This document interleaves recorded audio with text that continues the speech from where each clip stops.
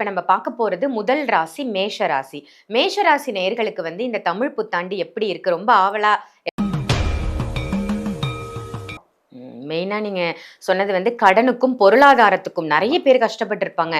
மேஷராசி நேயர்கள் இப்ப கொஞ்சம் அப்பாடா! அப்படின்னு ஒரு பெருமூச்சு விடக்கூடிய காலகட்டமா இருக்கு அப்படின்னு சொல்லியிருக்கீங்க. ரொம்ப நல்லது. பொதுவா அடுத்தது வெளிநாடு சென்று படிக்கலாமான்னு, இந்த மாஸ்டர்ஸ் படிக்கலாமா? இன்னைக்கு இருக்க போர் சூழ்நிலையில தாய்மார்கள் ரொம்ப பயப்படுறாங்க. ஆமா உண்மை. இன்னைக்கு அனுப்புறதுக்கே பயமா இருக்கு. ஆமா, இப்போ அனுப்பலாமா? வேண்டாமா? ஆமா. நிச்சயமா. இப்ப வெளிநாட்ட பத்தி கொஞ்சம் பேசிருவோம். ஏன்னா இந்த கால சூழ்நிலையில ஆ வெளிநாடு சம்பந்தப்பட்டதுல உலக அளவுல நெறைய மாறுதல் ஏற்பட போகுது. நிச்சயமாக மாறுதல். அப்ப நெறைய பேத்துக்கு பார்த்தீங்கன்னா, இப்ப கொஞ்சம் ரிஸ்க் எடுத்து போற மாரி ஜாதக அமைப்பு ஒத்து வந்து போயிட்டா, படிநிலை மேல மேல போயிருவாங்க.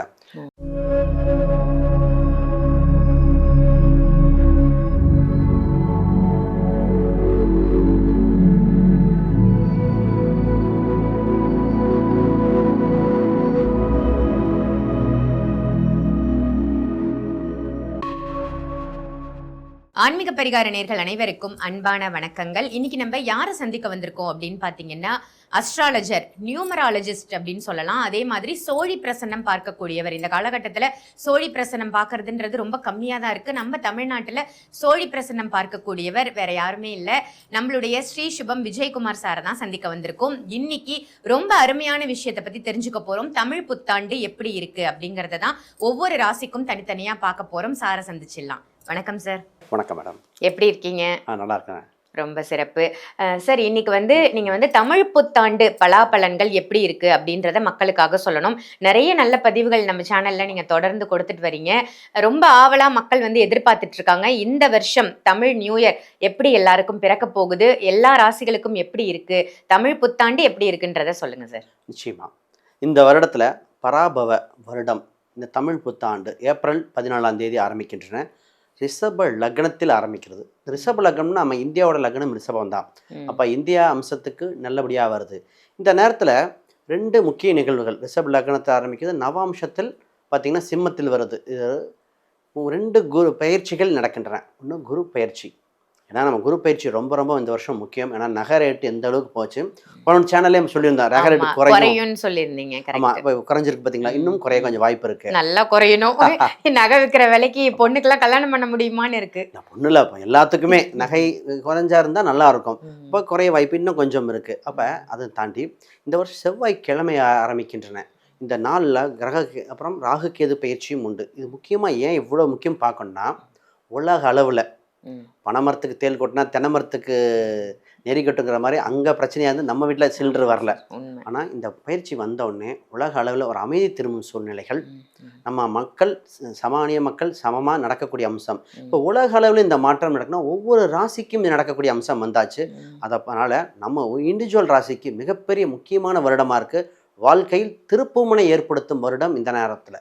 ஏன்னா உலக பொருளாதாரம் மாறும்போது வேலை இருக்குமா இல்லையா, பிஸ்னஸ் பண்ணுறவங்க, ஹோட்டல் சம்மந்தப்பட்ட அடுத்த எத்தனையோ லெவலில் பண்ணவங்க ரொம்ப கம்மியான அளவுக்கு, டிரான்ஸ்போர்ட் சம்மந்தப்பட்டவங்க ரொம்ப கஷ்டப்படுறாங்க. அப்போ இவங்களுக்குலாம் வழிவகை என்னன்னு A to Z இன்னைக்கு ஃபுல்லும் பார்த்துடலாம் மேடம். கண்டிப்பாக சார், ரொம்ப அற்புதமாக சொன்னீங்க சார்.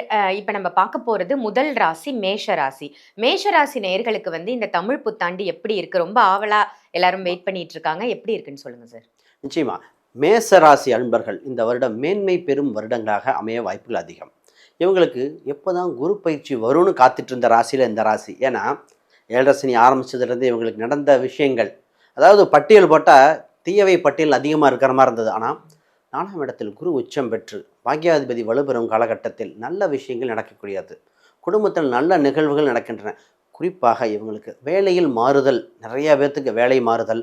அந்த மாறுதல் நல்ல விதமாக இன்றைய கால சூழ்நிலையில் வேலை இருக்குமா இல்லையான்ற நேரத்தில் இப்போ வேலை நிச்சயமாக உண்டு. அடுத்த படிநிலையில் படிக்க வேண்டிய, அப்டேட் பண்ண வேண்டிய, அனைத்து வயதினருக்கும் அப்டேட் பண்ண வேண்டிய சூழ்நிலை வந்தாச்சு. அப்போ வேலையில் மிகப்பெரிய முன்னேற்றம் ஏற்படக்கூடிய சூழ்நிலை வந்திருக்கு. இதில் இந்த பொருளாதார ரீதியாக வேலையில் என்னென்னா, சார் இந்த உள்நாட்டில் இருக்கலாமா வெளிநாட்டில் இருக்கலாமா, ஸோ ஒரு சிலர் வெளிநாட்டிலேருந்து திருப்பி இங்கே வரலாமா, இந்த மாதிரி பல கேள்விகள் வந்துட்டுருக்கு. அப்போ குறிப்பாக வெளிநாடு செல்ல வாய்ப்புண்டு. வெளிநாட்டிலிருந்து வருவதற்கு ஒரு சில ஜாதக அமைப்புகள் பார்த்து இப்போ வரக்கூடிய கால சூழ்நிலை வந்தாச்சு. அப்போ நிச்சயமாக வேலையில் அதிக கவனம் செலுத்த வேண்டிய ராசியாக இந்த ராசிக்கு உண்டு. இதே ராசியில் தான் இந்த பொருளாதார ரீதியாக இன்னொரு பாயிண்ட்டு, சார் கடன் எப்போ குறையும்? நிறைய பேர் இந்த கடன் குறையுமா, கடன் தன்மைகள் எப்படி போகும் அப்படிங்கிற மாதிரி இருக்கும்.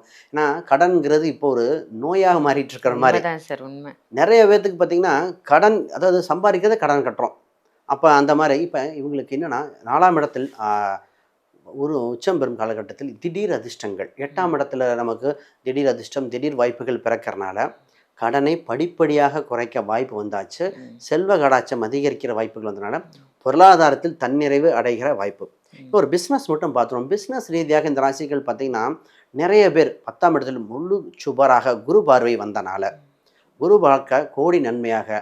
அப்போ தொழிலில் அதீத வளர்ச்சி அடைய, தொழில் சம்மந்தப்பட்ட இம்போர்ட் எக்ஸ்போர்ட் சம்மந்தப்பட்டதாக இருக்கலாம், தொழில் அதிக வளர்ச்சி அடைஞ்சு பெரும் முதலீடுகள் செய்து பெரிய லெவலில் வர வாய்ப்புண்டு. ஆனால் சரியான வேலையாட்கள் அமைத்து திறம்பட இருக்கணுங்கிறத இந்த ராசிக்கு முக்கியமானது. 11ஆம் இடத்தில் இருக்கிற இந்த ராகுவும் சிறப்பாக வேலை செய்து நிச்சயமாக சொல்லலாம்.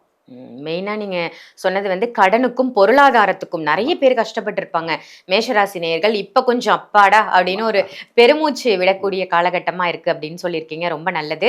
படிக்கக்கூடிய பசங்களுக்கு எப்படி சார் இருக்குது? ஏன்னா இப்போ 12th எக்ஸாம்லாம் முடிச்சிருப்பாங்க, காலேஜ் சேர்க்கணும் அப்படின்னு வெயிட் பண்ணிட்டு இருப்பாங்க. என்ன மாதிரி துறையை வந்து இவங்க தேர்ந்தெடுக்கிறது ரொம்பவே சிறப்பாக அமையும்?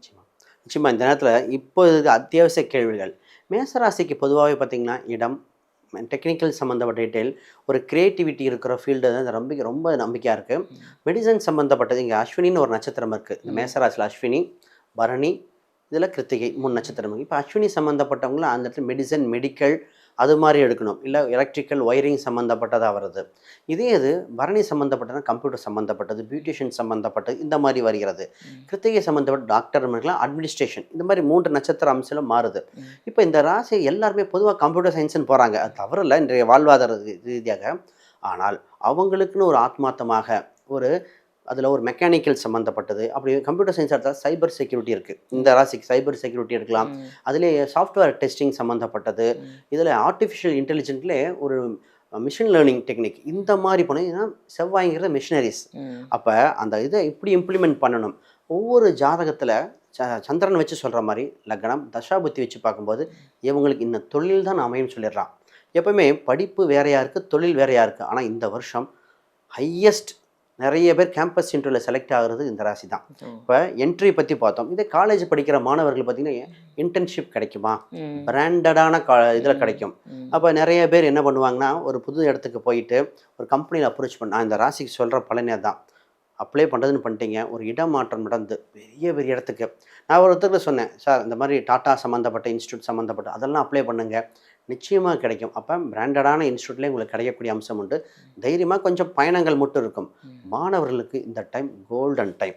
பொதுவாக அடுத்தது வெளிநாடு சென்று படிக்கலாமான்னு, இந்த மாஸ்டர்ஸ் படிக்கலாமா, இன்றைக்கி இருக்க போர் சூழ்நிலையில் தாய்மார்கள் ரொம்ப பயப்படுறாங்க. ஆமா உண்மை. அனுப்புறதுக்கே பயமா இருக்கு. இப்போ அனுப்பலாமா வேண்டாமா?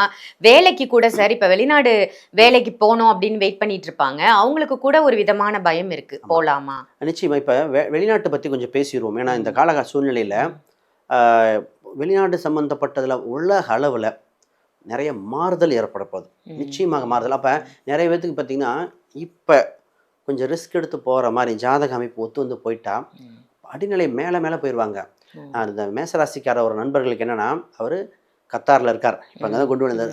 அவர் இப்போ சேர்ந்து 1 இயர் தான் ஆச்சு, ஃபேமிலியோட வேற இருக்கார். அப்போ அவங்க ஃபேமிலி அங்கே இருக்கும்போது, சார் கிளம்பி வரட்டுமா சொன்னேன். சார் உங்களுக்கு சேஃபாக இருக்குது, நீங்கள் இருங்கன்னு. அவங்க மேலே அதிகாரிகள் 2 பேர் போயிட்டாங்க. இப்போ ஹையஸ்ட் ப்ரமோஷன் 1 இயரில் பெரிய போஸ்டிங் ஆகிட்டார். ஆனால் சொல்கிறார், சார் பயமாக தான் இருக்குன்னு சொன்னேன், உங்களுக்கு சேஃபாக இருக்குது அப்படின்னு. அப்போ பார்த்தீங்களா, இதுதான் விபரீத ராஜயோகங்கிறது. நமக்கு ஒரு பாதிப்பை கொடுக்குற மாதிரி இருக்குது, ஆனால் அப்லிஃப்ட் அந்த மாதிரி இருக்கிறவங்க வெளிநாடு சென்றலாம்.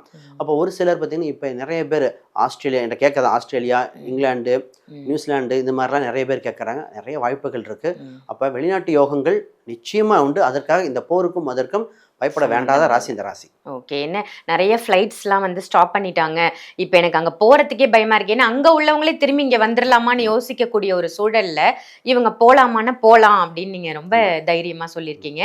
திருமணம் ஆகாத மேஷராசி நேயர்களுக்கு இந்த தமிழ் புத்தாண்டு ஒரு நல்ல புத்தாண்டா, திருமணத்தை கொடுக்கக்கூடிய புத்தாண்டா இருக்கா? நிச்சயமாக பார்த்தீங்கன்னா இந்த திருமணம் சம்பந்தப்பட்ட கேள்விகளை கொஞ்சம் சூட்சமாக பார்க்கணும். இந்த தமிழ் புத்தாண்டு ஆரம்பிக்கிற காலகட்டத்தில் குரு பலனோடு இந்த ராசிக்கு 7ஆம் இடத்தில் குரு பலம் இருக்குது. அப்போ அந்த குரு பார்வையினால் 7ஆம் வீட்டுக்கு இருக்கிறனால திருமணம் சம்பந்தப்பட்ட அமைப்புகள் திடீர்னு நடக்கிற மாதிரி இருக்கும். அப்போ இதில் என்னென்னா அக்டோபருக்கு பின் பார்த்தீங்கன்னா குரு அதிசாரத்தில் போகிறார். இப்போ குரு எப்பவுமே இந்த வருஷம் ஃபுல்லு குரு அதிசாரம்னா குரு பார்த்தீங்கன்னா சிம்மத்துக்கு சென்றுவார். நம்ம சிம்மத்துக்கு போகும்பொழுது என்ன ஆயிரும்னா அங்கிருந்து மேசராசி குரு பார்வை, அப்போ திருமண வாய்ப்புகள் உண்டு. அப்போ திருமணம் சம்மந்தப்பட்டது ஷார்ட் டைமாக இருக்கிற மாதிரி இருக்கும். நிறைய பேருக்கு கோயிலில் கல்யாணம் வைக்க சொல்லியிருக்கேன். ஏன்னா நம்ம மாடர்னைஸ்டில் நம்மளோட ஸ்டேட்டஸ் வைஸ் பெரிய லெவல் காட்டணும்னு நினைக்கிறோம். ஆனால் இன்றைக்கு 7.5 சனியோட தாக்கம் இருக்கிறனால நம்ம ஜாதக ரீதியாக பார்த்து பண்ணணும். திருமணம் ஒரு பாயிண்ட் கேட்டனால சொல்கிறேன். எல்லாரும் பார்த்தீங்கன்னா நட்சத்திர பொருத்தம் கிரக பொருத்தம் மட்டும் பார்க்குறாங்க. அதை தாண்டி கட்டங்கள் அனலைஸ் பண்ண வேண்டியது. இன்னைக்கு ஜோதிடர்கள் நாங்கள் பார்க்குற ஒரு மெத்தட் புதுசாக திருமண பொருத்தம் முதல்ல 2, 7, 11 தொடர்பு பெற்றால் திருமண அமைப்பு. இன்றைக்கி அதை பார்க்கக்கூடாது, 4ஆம் இடத்தை பார்க்கணும். 4ஆம் இடங்கிறது தான் கல்வி. படிக்காதவனுக்கும் படிக்காத பொண்ணுக்கும் கல்யாணம் இல்லை. 4ஆம் இடம் சொத்து. அப்போ சொத்து சுகங்கள் இல்லாதவங்களுக்கு திருமணமாக வாய்ப்பு உண்டு, வாய்ப்பே கிடையாது. அந்த மாதிரி ஆயிடுச்சு. 4ஆம் இடம் வீடு. யாருக்கு வீடு இல்லையோ இடம் இல்லையோ அவங்களுக்கு நிச்சயமா இல்லை, காருங்கிறது அது ரோல் ஆயிடுது. அப்போ இந்த 4ஆம் இடம் ரொம்ப ரொம்ப ரொம்ப முக்கியமாயிருச்சு. அப்போ 4ஆம் இடம் இருப்பிடம், தனி கொடுத்தணுமா கூட்டு கொடுத்தணுமா, இப்போ இதுதாங்க இதாக ஹெல்த் இதாகுது. நிறைய ஆண் பெண்களுக்கு இன்றைய சூழ்நிலையில் சொன்னால் வருத்தத்தக்கமாக தான் இருக்கும். உடல் தகுதி திருமணத்துக்கு பத்தலை. இது ஏன்னா வேரிய ஸ்தானங்கள், உணவு பழக்க வழக்கங்கள், நிறைய பேர்கிட்ட பிசிஓடி இல்லை பிசிஓஎஸ், ஆண்களுக்கு வீரியத்தன்மைகள் குறைவாக இருக்குது. கோயிலில் இருக்கிற கூட்டம் ஐவிஎஃப் சென்டரில் இருக்கு. அப்போ நான் நிறைய பேத்துக்கு சொல்கிறது ஜாதகம் ஒரு சிலருக்கு நல்லா இருக்கு. மாடர்னைஸ்டு இருக்கிறவங்க எக்ஸசைஸ் மாதிரி பண்ண வேண்டியது.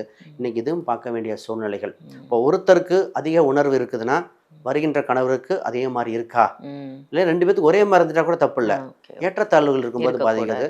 ஆனால் இன்னைக்கு திருமணத்துக்கு முக்கியமாக பார்க்க வேண்டிய சூழ்நிலை இதுதான். கண்டிப்பா சார். ஏன்னா ஒரு ஜாதகம் அப்படின்னு நம்ம எடுத்துக்கிட்டோம்னா அதுல என்னென்ன விஷயங்கள் பார்க்கணும், அதுவும் திருமண பொருத்தம் பார்க்கும்போது ரொம்ப முக்கியமா என்ன பின்னாடி விவாகரத்து இல்லை எனக்கு பிடிக்கல நான் பிரிய போறேன் அப்படின்றத தாண்டி நம்ம முன்கூட்டியே அதை அனலைஸ் பண்ணிட்டோம், ஜாதகத்தை பார்த்து தெரிஞ்சுக்கிட்டோம், இந்த பையனுக்கும் இந்த பொண்ணுக்கும் பொருந்துமா, லைஃப் லாங் இவங்க நல்லா வாழ்வாங்களா அப்படிங்கறத முன்னாடியே தெரிஞ்சுக்கிறது தான் பெஸ்ட்.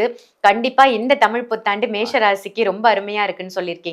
ரொம்ப அற்புதமான தகவல். நன்றி சார். இந்த பதிவு உங்க எல்லாருக்கும் பயனுள்ள பதிவா அமைஞ்சிருக்கும் அப்படின்னு நினைக்கிறேன். இந்த பதிவு உங்களுக்கு ரொம்ப பிடிச்சிருந்ததுன்னா இதை கண்டிப்பா மற்றவங்களுக்கும் ஷேர் பண்ணுங்க.